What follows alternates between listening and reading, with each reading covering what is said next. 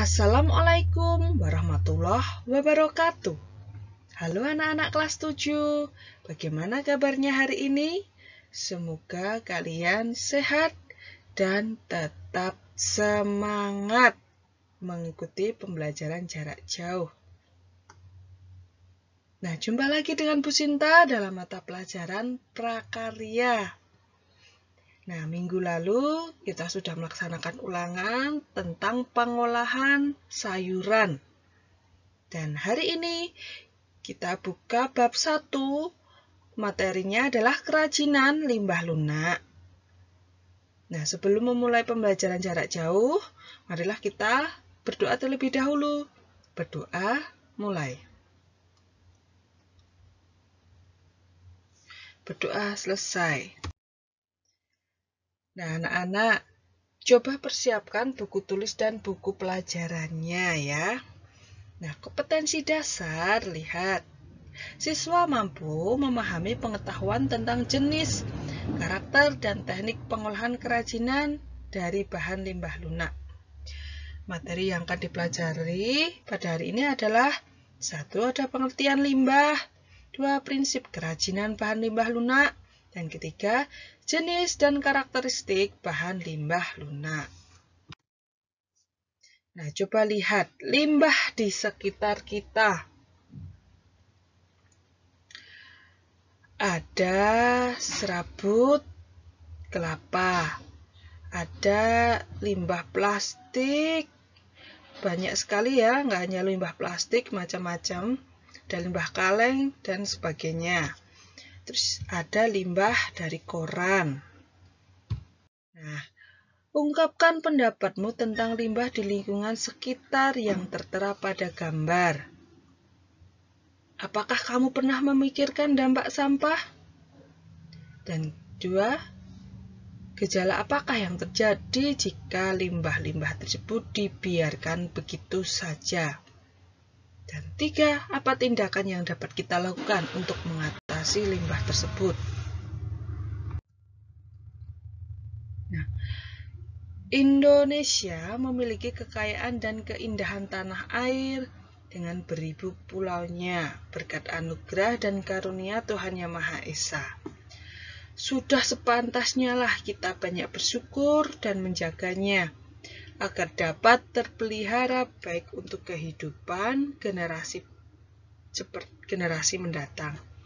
Nah, antisipasi terjadinya dampak lingkungan akibat limbah seperti bencana banjir, pencemaran air, dan pencemaran udara membutuhkan sebuah keahlian. Sebagai generasi yang mencintai tanah air dan bangsanya, sudah tentu kamu harus peduli terhadap problematika seputar limbah ini. Tahukah kamu bahwa limbah di Indonesia telah dikelola melalui berbagai penelitian? Nah, penelitian yang telah dilakukan oleh masyarakat di berbagai instansi, kelompok, atau perguruan tinggi yang membuat proses pemisahan dan pengolahan limbah secara baik.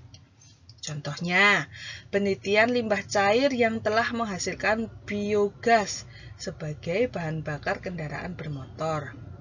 Penelitian tentang limbah di pusat penelitian tersebut telah banyak menghasilkan temuan-temuan yang baru guna memperbaiki dampak lingkungan.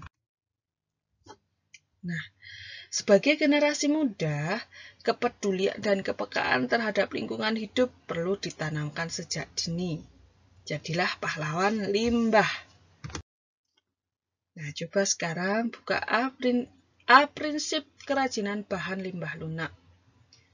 Nah, setiap makhluk hidup di bumi dalam proses kehidupannya merupakan penyumbang terbesar dari sampah atau limbah. Sampah adalah suatu bahan yang terbuang atau dibuang dari hasil aktivitas manusia sehari-hari maupun proses alam yang belum memiliki nilai ekonomis.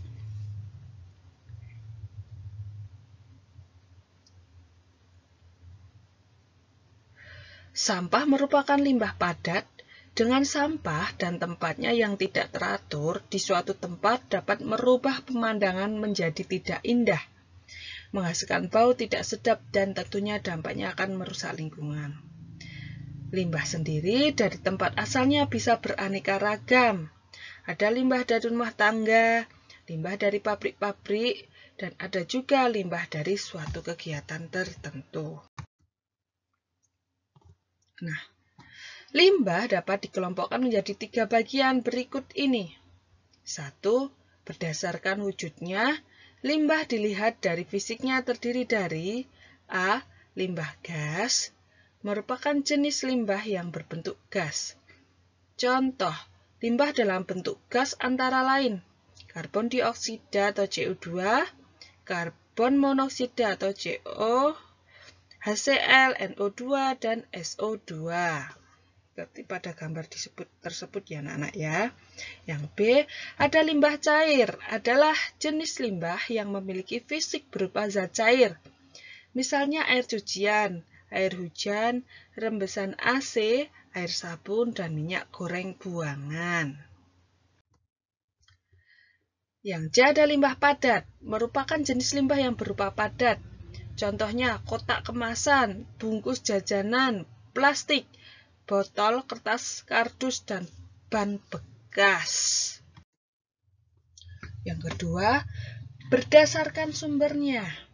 Berdasarkan sumbernya, limbah bisa berasal dari A. Limbah pertanian, limbah yang ditimbulkan karena kegiatan pertanian. Yang B. Limbah industri, merupakan limbah yang dihasilkan oleh pembuangan kegiatan industri. Yang C. Limbah pertambangan, limbah yang asalnya dari kegiatan pertambangan. Yang D. Limbah domestik, merupakan limbah yang berasal dari rumah tangga, pasar, restoran, dan permukiman penduduk yang lain. Yang ketiga, berdasarkan senyawanya. Berdasarkan senyawa, limbah dibagi lagi menjadi 2 jenis sebagai berikut. Ada limbah organik, yaitu merupakan limbah yang bisa dengan mudah diuraikan atau mudah membusuk. Limbah organik mengandung unsur karbon. Limbah organik dapat ditemui dalam kehidupan sehari-hari. Contohnya, ada kulit buah dan sayur, kotoran manusia, dan kotoran hewan. Nah, yang jenis kedua ada limbah anorganik. Adalah jenis limbah yang sangat sulit atau bahkan tidak bisa untuk diuraikan atau tidak bisa membusuk. Limbah anorganik tidak mengandung unsur karbon. Contoh limbah anorganik adalah plastik, beling, dan baja.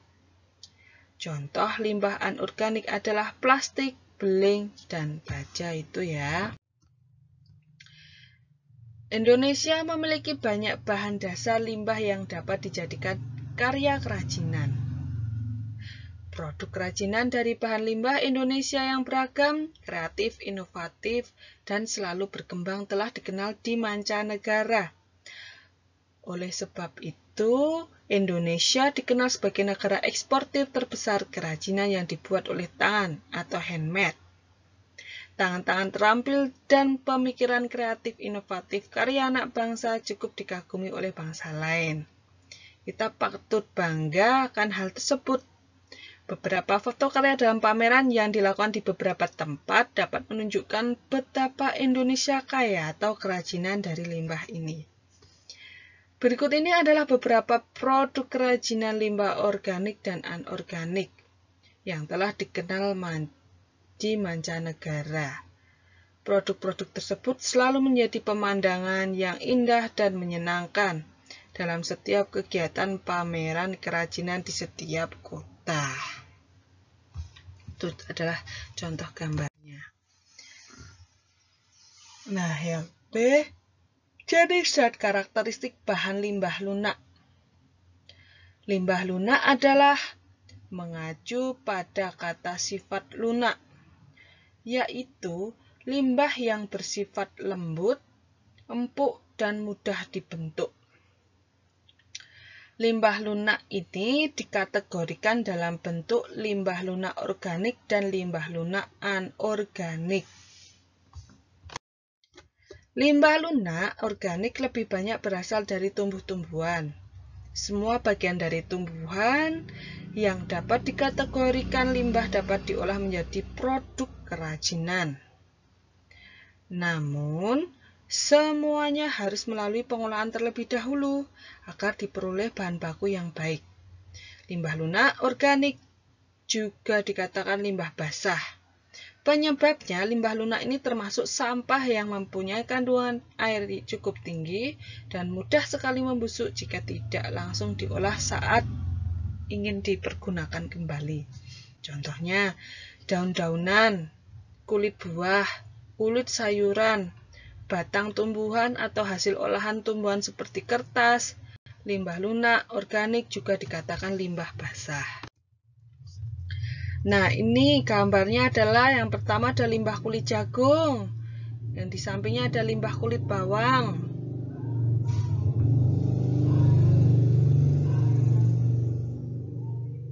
Yang selanjutnya ada limbah kulit kacang, ada limbah jerami, ada limbah kulit buah salak, ada limbah jerami, limbah kertas, limbah pelepah pisang.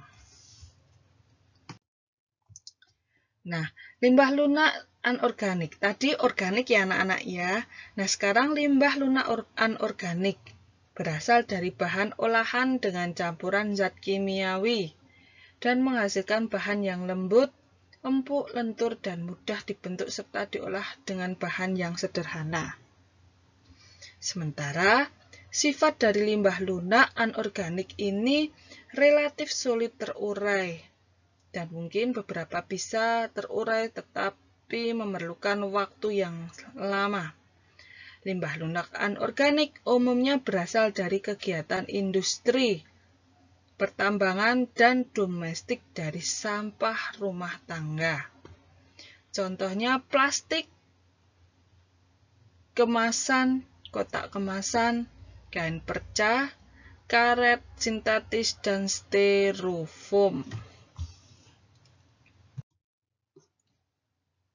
Nah, limbah plastik kemasan, coba ini gambarnya. Contohnya ini ya, ada limbah kain perca, limbah styrofoam, limbah karet ban, dan limbah kotak kemasan. Ini anorganik.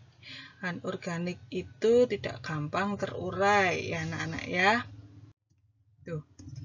Hai anak-anak kelas 7, semoga materi ini bermanfaat untuk kalian dan tetap semangat mengikuti pembelajaran jarak jauh ini.